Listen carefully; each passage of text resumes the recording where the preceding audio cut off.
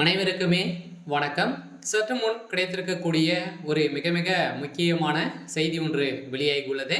சற்று முன் பாலியல் விவகாரத்தில் அந்த சார் அதிரடி கைது, இது மாதிரி பார்த்தீங்கன்னா செய்திகள் வெளியே இருக்கு.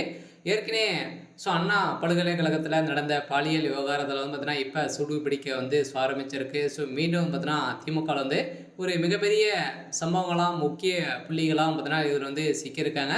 அதனால் இப்போ மாணவிகள் பார்த்தீங்கன்னா அனைவருமே மீண்டும் போராட்டத்தில் இறங்க போகிறதாக ஒரு செய்தி வெளியேறிச்சு. அதனால் இன்று பார்த்தீங்கன்னா முதல்வர் ஸ்டாலினுடைய பிறந்தநாள் முன்னிட்டு பார்த்தீங்கன்னா இப்போ அதிரடியாக சென்னையில் இந்த பாலியல் விவகாரத்தின் எதிர்த்து பார்த்தீங்கன்னா இந்த விவகாரத்தின் அடிப்படையில் இதில் சிக்கக்கூடிய அமைச்சர்களை அனைவருமே கைது செய்யப்படணும் அப்படின்ற மாதிரி தான் இப்போ பார்த்தீங்கன்னா போராட்டத்தில் இறங்கியிருக்காங்க. அதனால் இப்போ முதல்வர் ஸ்டாலின் அவர்களை எதிர்த்து போராட்டம் இறங்கியிருக்காங்க. ஸோ இந்த பாலியல் விவகாரத்தில் பார்த்தீங்கன்னா அந்த சார் யார் அப்படின்ற மாதிரி கேள்விக்குறியாக இருந்திருந்த சூழ்நிலையில் இப்போ அந்த சார் உதயநிதி ஸ்டாலின் அவர் தான் அப்படின்ற மாதிரி இப்போ செய்தி வெளியாக இருக்குது. ஸோ அதனால் பார்த்தீங்கன்னா சென்னையில் ஒரு பரபரப்பை காலையிலே ஏற்படுத்தியிருக்கக்கூடிய நிலையில் தான் பார்த்தீங்கன்னா அறிவாலயமே பெரும் அதிர்ச்சியை சொல்லிச்சிருக்கு. ஸோ அதனால் இதை பற்றி இந்த வீடியோவில் பார்க்கலாம். ஸோ அதுக்கு முன்னாடி நம்ம சேனலுக்கு இப்போ தான் நீங்கள் முதல் முறையாக வந்திருக்கீங்க அப்படின்னா மறக்காமல் நம்மளுடைய சேனலை சப்ஸ்கிரைப் பண்ணி சப்போர்ட் பண்ணுங்கள். ஸோ வாங்க வீடியோக்குள்ளே போகலாம்.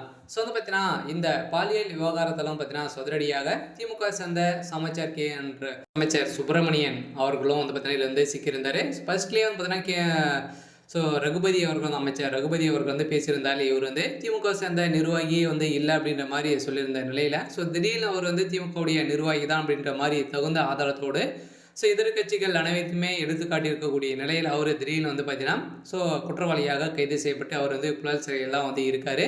இதைத் தொடர்ந்து அவருக்கு சம்மந்தப்பட்ட இடங்களில் ரைடுகள் நடந்த அடிப்படையில் பார்த்தீங்கன்னா அவருடைய அங்கு கிடைக்கப்பட்ட ஆதாரத்தின் அடிப்படையிலும் இப்போ அவர் கொடுத்த வாக்குமூலத்தின் அடிப்படையிலும் பார்த்தீங்கன்னா உதயநிதியுடைய குடும்பத்துக்கு ஒரு மிகப்பெரிய கேள்விக்குறியதான் வந்திருக்கு.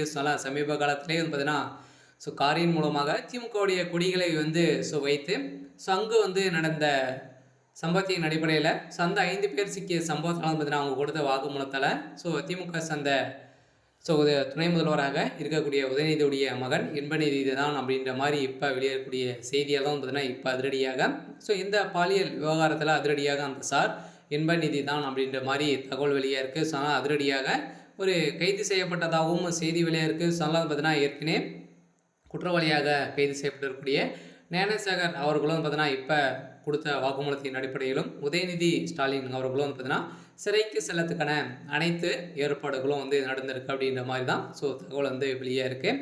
சரி, ஓகே.